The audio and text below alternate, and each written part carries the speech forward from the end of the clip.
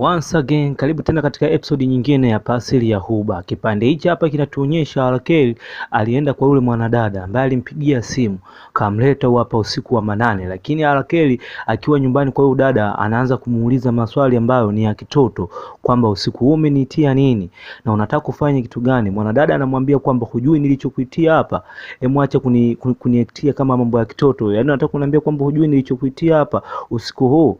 Alakeli anasema ajui, anaambiwa kwamba utajua mbele ya safari. Lakini ghafla taa inazimwa. Alakeli anasema kwamba mbona taa unazima?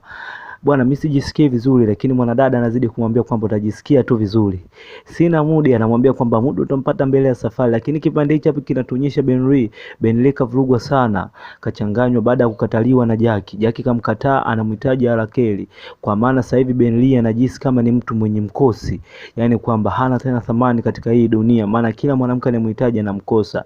Lakini kipande hichi hapa kingine kinatuonyesha kwamba daktari akiwa na mke wake, leo ni siku ya ofu, ajaenda kazini, lakini daktari anatoka. Mke wake anamuuliza kwamba kwa nini unatoka na leo sio siku ya kazi?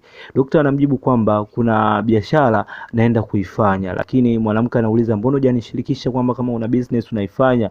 Daktari anamwambia muda ukifika nitakushirikisha.